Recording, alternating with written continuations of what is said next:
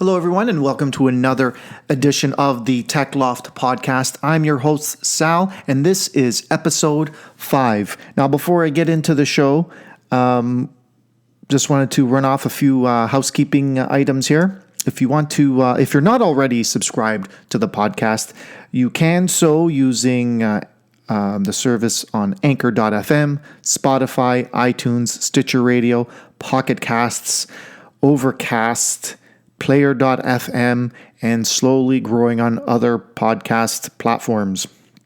If you'd like to reach out to me, to the show, you can do so via Twitter using the handle @TheTechLoft. And if you like to shop on Amazon, you can support the show by using our link, simply by pointing you into Amazon's direction. We do get a small reward as compensation. The website to use is shop.thetechloft.com. And let's get on with the show. So we're going to be talking about 3 things. First of all, Google Maps update, one of my favorite apps on my phone. Next is the free PS Plus games for July 2018. And we also have an update on Sony's cross-play woes. All this coming up.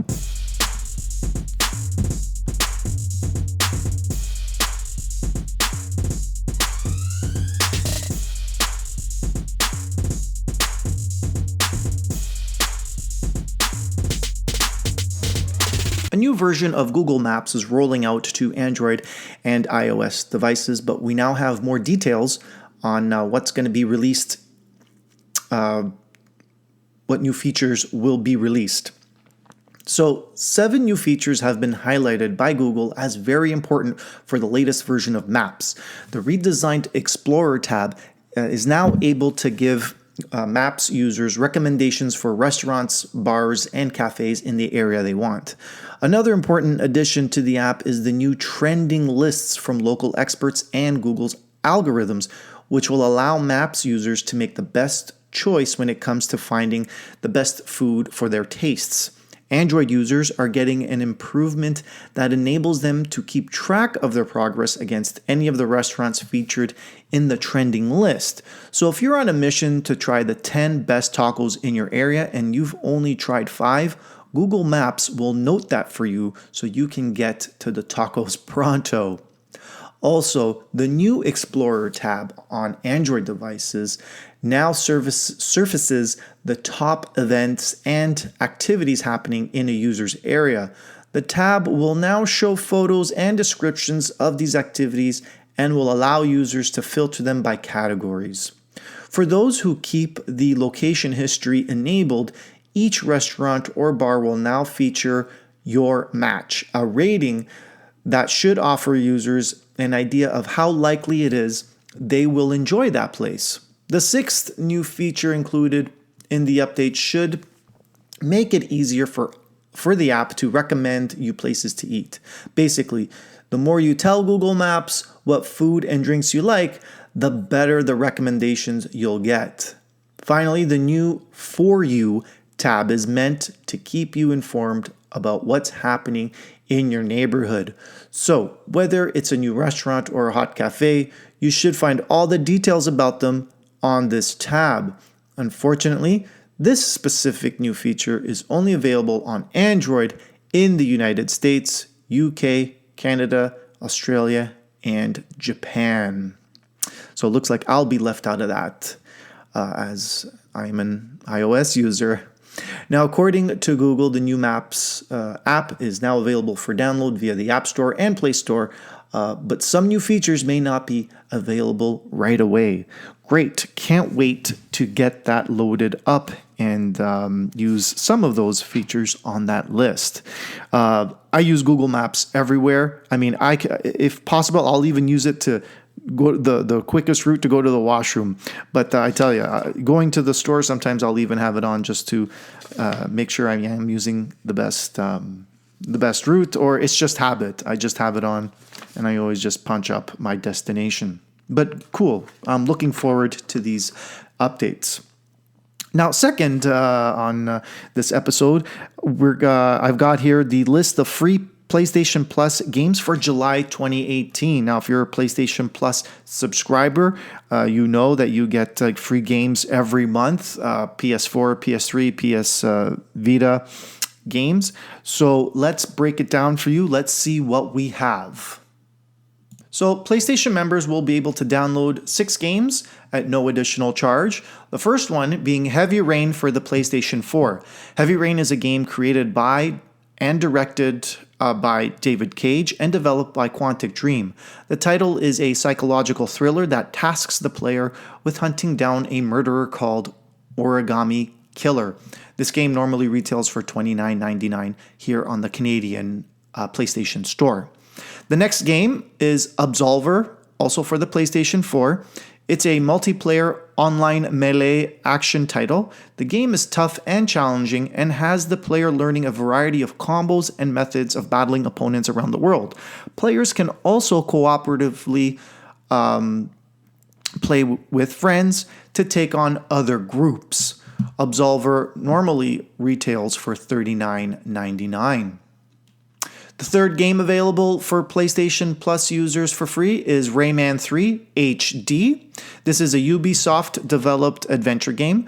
The game features a variety of challenges, weapons, power-ups, and according to PlayStation, feature 15 to 20 hours of gameplay. Rayman 3 HD retails for $13.49, and again, this is for the PlayStation 3. Fourth game on the list is Deception 4, The Nightmare Princess, also for the PlayStation 3. It's an odd game that involves trapping humans into sacrifice in order to revive the devil. The game is developed by Koei Tecmo Koei and seems very weird, but it is free. This game retails for $49.99. Best deal on the whole plan so far. But again, very, very weird. Okay, moving on, we've got Space Lords. This game is available for the PlayStation Vita. Space Lords, developed by Excalibur Games, allows players to name a galaxy and fill it with planets through a level editor. Players will also smash through planetary defenses in order to purge evil planets. Space Overlords regularly retails for $10.99. So this will be kind of cool to load up on my Vita. And finally, we have Zero Escape, Zero Time Dilemma. This is for the PlayStation Vita. Developed by Axis Games, it's filled with puzzles and is a fully animated interactive story. This anime-esque title features both English and Japanese voice options. This game retails for $39.99. And this is pretty cool too. Looking forward to loading this up on the Vita as well. Very cool. So hopefully that helps you out with a future update on what to expect for July for all the PlayStation Plus users. I know this is a good list for myself. Looking forward to downloading these titles, or at least adding them to my library. Finally, we've got an update on the cross-play dilemma that Sony is facing. Sony Interactive Entertainment America president and CEO Sean Layden offered some vague hope to PlayStation 4 players who want to play with those on other consoles. At Spain's Game Lab conference, Eurogamer raised the question about cross-play and where it's at. Now, Layden said that they are hearing, they are listening, and I quote Sean Layden, "We're looking at a lot of possibilities. You can imagine that the circumstances around that affect a lot more than just one game. I'm confident we'll get a solution which will be understood and accepted by our gaming community while at the same time supporting our business." End quote. While Microsoft and Nintendo have opened up their online networks in the recent years, Sony has consistently blocked developer efforts to let games on the PlayStation Network interact with versions of those same games on other consoles. Now, there is some crossplay, but this is with mobile phone versions and some PC. The issue has gained increased visibility in the recent weeks as Fortnite players on Nintendo Switch have discovered that playing the game on PS4 permanently locks their existing game accounts from compatibility with other consoles. In response to that Fortnite news, Sony offered a blatant statement saying it is, and I quote, always open to hearing what the PlayStation community is interested in to enhance their gaming experience, end quote, while offering little in the way of promises for solutions. Sony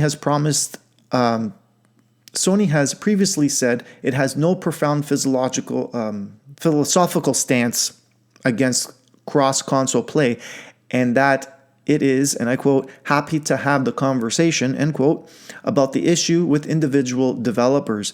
But Layden's statement, vague as it is, remains the most concrete promise that Sony is looking into actually opening up its network in the future. That pressure may be starting to have an effect. Weeks after Fortnite's Switch release, the replies to every single unrelated tweet from the official PlayStation account are still dominated by the messages like this one, quote, a better cross-platform policy so I can play my Fortnite account on my Switch, exclamation mark, end quote. At some point, Sony may get tired of the conversation about its consoles and games getting consistently derailed by this one persistent issue.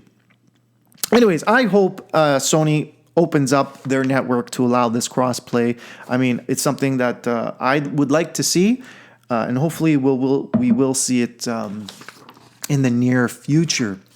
Anyways, folks, I've gone a little bit over the time. I usually like to keep my podcasts under 10 minutes, but unfortunately we've gone a little bit beyond that. Hopefully I'm forgiven and you don't mind. But that's it for this week's episode of the Tech Loft podcast. Hope you've enjoyed it. If you're not already a subscriber and you enjoy the podcast, please subscribe. You can find this show on most popular podcast platforms. And we'll see you next time. Please subscribe and ciao for now.